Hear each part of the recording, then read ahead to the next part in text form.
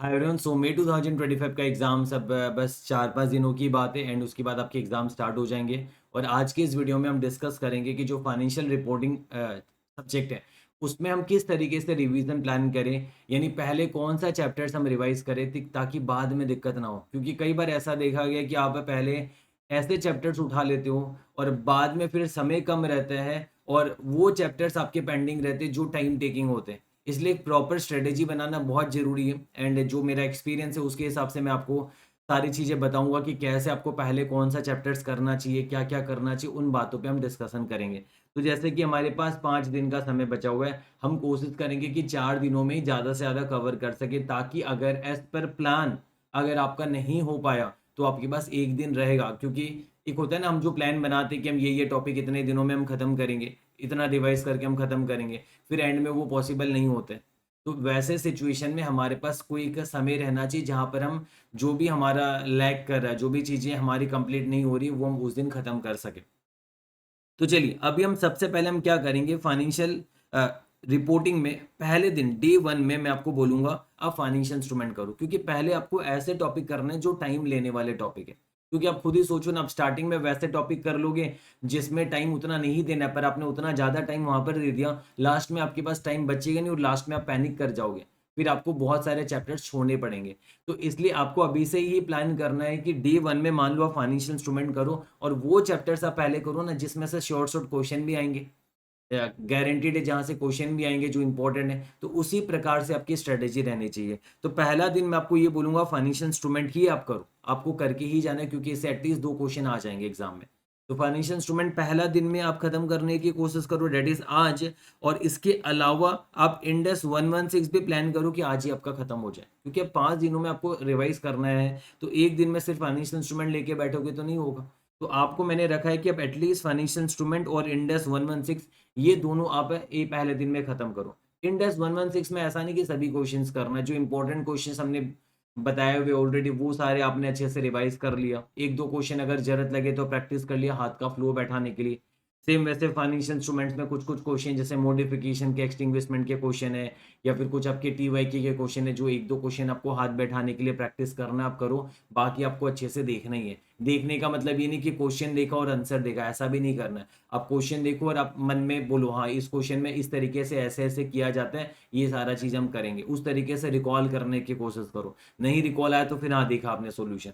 अगर आप ऐसा करोगे कि क्वेश्चन देखोगे और सॉल्यूशन देखोगे, तो उससे काम नहीं बनेगा, आपको एग्ज़ाम में प्रॉब्लम आएगी। आप क्वेश्चन देखिए और क्वेश्चन के बाद में आप फिर सॉल्यूशन देखने के मतलब रिकॉल कीजिए दिमाग में कि इसको ऐसे-ऐसे किया जाएगा, फिर आप सॉल्यूशन देखने की कोशिश कीजिए। और या फिर अगर आप चाहो तो रिवीजन वीडियोस का सहारा ले सकते हो। हमारे प्लेलिस्ट में हमने फाइनेंशियल इंस्ट्रूमेंट में 2 रिवीजन वीडियोस डाल रखे हुए फाइनेंशियल इंस्ट्रूमेंट्स के। जहाँ पर एक डिटेल्ड वाला है और एक आपका क्विक वाला है। जो 2.5 घंटे का एक क्विक रिवीजन वीडियो भी हमने बनाया था इसी दिन के लिए हमने बनाया था। तो वो वाला प्लेलिस्ट में आपको डिस्क्रिप्शन में लिंक रहेगा, उस प्लेलिस्ट में आपको देखना 2 फाइनेंशियल इंस्ट्रूमेंट्स के वीडियो मिलेंगे। इनफैक्ट इंड एस 116 का भी एक डिटेल्ड वाला मिलेगा और एक ऐसा वीडियो मिलेगा जिसमें इंड एस 115 और इंड एस 116 दोनों हमने 5 घंटे में करवाया है। तो आप वो वहाँ से इंड एस 116 आप कर लोगे। तो ऐसे करके फाइनेंशियल इंस्ट्रूमेंट्स और इंड एस 116 आपको डे 1 में खत्म करना है एनी हाउ। फिर डे 2 में आप इंड एस 103, 110 उठाओ, क्योंकि ये इंड एस 103, 110 टाइम टेकिंग है। तो इससे आपको पता भी चल जाएगा कि आगे आपके पास कितना समय बचा और कितना आपको करना है। तो ये 103, 110 बाद में उठाओगे तो दिक्कत होगी, क्योंकि यहाँ पर तो आपको थोड़ा-सा अच्छे से टाइम भी लगेगा कुछ-कुछ जगह में रिवीजन करने में। कुछ जगह में आपको थोड़ा-सा क्वेश्चंस को भी देखना है, प्रैक्टिस भी करना है। तो इसको ज़्यादा आप डेफर नहीं कर सकते, ज़्यादा डिले नहीं कर सकते। तो आपको बाय हुक बाय क्रुक आपको ये ध्यान रखना है कि कंसोलिडेशन के जो टॉपिक है, वो डे 2 में आपके हो जाए। इनफैक्ट ये भी हो जाए और कोशिश करो, ना हो तो भी कोई बात नहीं, बट कोशिश करो कि साथ-साथ इंडेस 101 और एनालिसिस ऑफ फाइनेंशियल स्टेटमेंट्स ये भी आप डे 2 में निपटा दो। आप बोलोगे सर ये कैसे पॉसिबल है? पॉसिबल तो है अगर आपका पहले से पढ़ा हुआ है तो। आपको मेहनत तो अब करनी पड़ेगी, 5 दिन आपके हाथ में बचा हुआ है। बट स्टिल अगर आपका नहीं हो, कुछ लैग करे तो हम मैंने बोला ना आगे के लिए हम समय है हमारे पास थोड़ा-सा, लेकिन उसके पीछे रहो मत। कोशिश करो कि आप डे 2 में ये कंप्लीट कर लो ताकि आप एक और बार लास्ट में रिवाइज़ करने के लिए आपको टाइम मिल जाएगा हर चीज़ को। या फिर आरटीपी एमटीपी कुछ एक्स्ट्रा कुछ कुछ देखना है तो उसके लिए समय मिल जाएगा आपको फिर। तो आप इस प्रकार से डे 2 में आप कोशिश करो, मेक श्योर करो कि ये 3 टॉपिक आप जो है खत्म कर लो। एक टॉपिक कुछ छूट जाए, लैग कर जाए आगे के लिए तो कोई टेंशन वाली बात नहीं है। तो इस तरीके से अगर हम ये करेंगे तो ये मेजॉरिटी चैप्टर जो है कैटेगरी ए में हमने रखे, ये आप डे 2 में खत्म कर सकते हो। फिर डे 3 में मैंने देखा इंडस 115, मैंने पहले D1 D2 में मिक्स नहीं किया क्योंकि इंडस 115 भी शांति दिमाग से करना है आपको।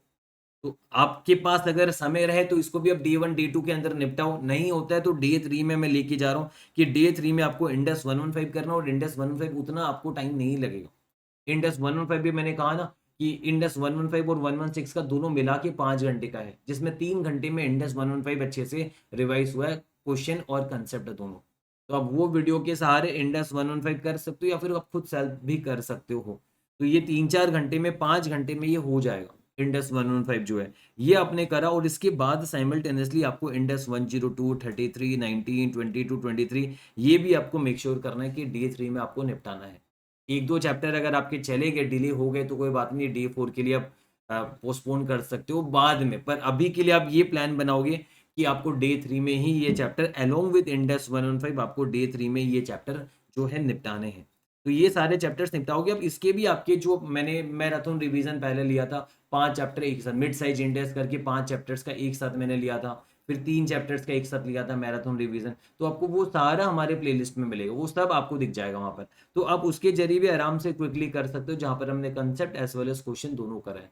तो वो बस हमारी प्लेलिस्ट जो है आप उसको फॉलो कर लो। इवन उसी प्लेलिस्ट के अंदर हमने नीचे जो अभी आरटीपी एमटीपीस के जो इंपॉर्टेंट क्वेश्चन है, कुछ कुछ ऐसे क्वेश्चन है जो अच्छे क्वेश्चन है, जो ऐसे एग्जाम में नहीं बनेंगे आपसे, बट एक बार देख के चली जाओगे तो आराम से एग्जाम में कर पाओगे। फाइनेंशियल इंस्ट्रूमेंट्स का भी एक बहुत अच्छा क्वेश्चन है, शेयर बेस्ड पेमेंट का भी एक बहुत अच्छा क्वेश्चन है, कैश फ्लो स्टेटमेंट का भी क्वेश्चन है।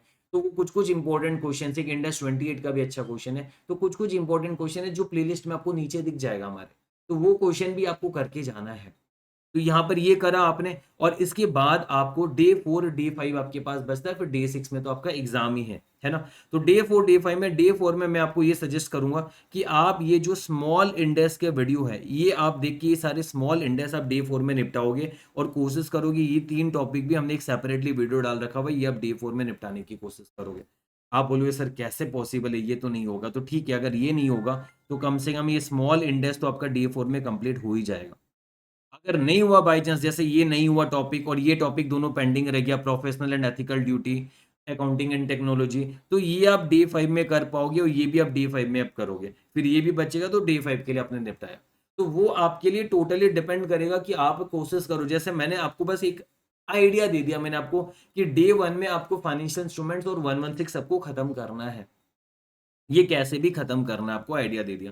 फिर डे 2 में 103 110 कंसोलिडेशन का पार्ट, 101 और एनालिसिस ऑफ फाइनेंशियल स्टेटमेंट आपको कैसे भी करके खत्म करना है। फिर डे 3 से आप स्पीड पकड़ोगे, 115 तो करोगे, साथ में ये टॉपिक्स भी करोगे, है ना, ये टॉपिक्स भी करोगे। अगर आप इसके साथ ये वाला भी कर पाते हो तो बहुत ही अच्छी बात है, बट अगर नहीं कर पाते तो फिर डे 4 में आपको स्मॉल इंडेक्स करने के साथ साथ आपको ये भी मेक श्योर करना पड़ेगा कि करना पड़े। तो वो आगे पीछे आप करोगे, क्योंकि ऐसा कभी भी नहीं होता कि हम जो स्ट्रेटेजी आपको देते हैं आप एग्जैक्टली उसको मैच करके आप करते हो, ऐसा नहीं होता है। बट फिर भी आपका आगे पीछे कोई ऐसा होगा कि हमारी स्ट्रेटेजी से थोड़ा सा फास्ट जाएगा, वो थोड़ा सा डिले जाएगा। तो अगर हम मान मिले कि डे 4 में ये करोगे तो चलो ये आप डे 5 में शिफ्ट कर पाओगे, और ये दोनों भी आप डे 5 में शिफ्ट कर पाओगे। तो इस तरीके से सारा करोगे, ये भी फिर आपका डे 5 के लिए रहेगा। और हाँ, एक और बात मैं आपको बता देता हूँ, बाई चांस अगर 1-2 चैप्टर छूट जाए आपका, तो ऐसा है कि वो चैप्टर्स ऐसे छूटे जैसे इंडस स्टैटिस्टिक्स या 105 कुछ ऐसे चैप्टर छूट गए, या 21 मतलब कोई भी ऐसे चैप्टर छूट गए, तो इतना पैनिक करने की जरूरत नहीं है। क्या पता उस चैप्टर से क्वेश्चन ही ना आए, है ना, और या फिर आएंगे तो एक क्वेश्चन आएगा, ठीक है वो छूट जाएगा, ऐसे भी एक ऑप्शनल क्वेश्चन रहते हैं। तो इतना पैनिक करने की जरूरत नहीं है, बस एक प्लान में स्टिक रहो कि ठीक है हम इस तरीके से प्लान से आगे बढ़ेंगे। थोड़ा बहुत इधर उधर लैग करता है, थोड़ा बहुत इधर उधर डिले भी करता है, तो आपको इतना घबराने की जरूरत नहीं है। अगर आप ये मान के चलो, अगर आपका लास्ट में, अभी नहीं, अभी तो कोशिश करेंगे 100% कवरेज हो, बट स्टिल अगर आपको लगता है कि हमारा 85% के आसपास कवरेज हो रहा है, 90% के आसपास कवरेज हो रहा है, तो भी कोई टेंशन की बात नहीं है। ऐसे सिचुएशन में आप क्या कर सकते हो, ठीक है कंसेप्चुअल फ्रेमवर्क हमने छोड़ दिया मान लो, या इंडेक्स 36 105 छोड़ दिया, या कुछ स्मॉल इंडेक्स के वीडियो में से कुछ छोड़ दिया, वो अलग फैक्टर है आपका, ठीक है। बट मैंने आपको बता दिया, एक ओवरव्यू दे दिया कि किस तरीके से आप जाओगे। ये ध्यान रखना, फाइनेंशियल इंस्ट्रूमेंट्स 103, 110, 115, ये सब टॉपिक आपको पहले ही निपटाना है।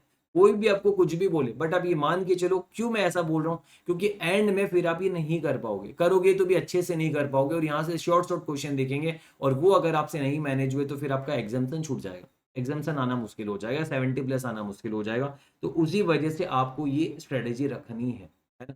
और अगर सोचो ना, एफआर में अगर आपका 70 आ जाए, 60, 65 या 70 आ जाए, तो वो एग्रीगेट बनाने में आपको बहुत हद तक मदद करेगा। 70 आ गया तो फिर बाकी दो पेपर 40-40 होने से भी 150 का वो आप क्लियर कर लोगे। ज्यादा है तो और अच्छी बात है, जो ग्रुप 2 दे रहा है आपका, ग्रुप 2 में भी मैनेज हो जाएगा। तो इसलिए आपको ये ध्यान रखना है कि आप पहले जो बड़े टॉपिक से जो टाइम टेकिंग है वो पहले आप निपटाओ, उसके बाद आप बाकी आपका उसके बाद भी अपने आप हो जाएगा।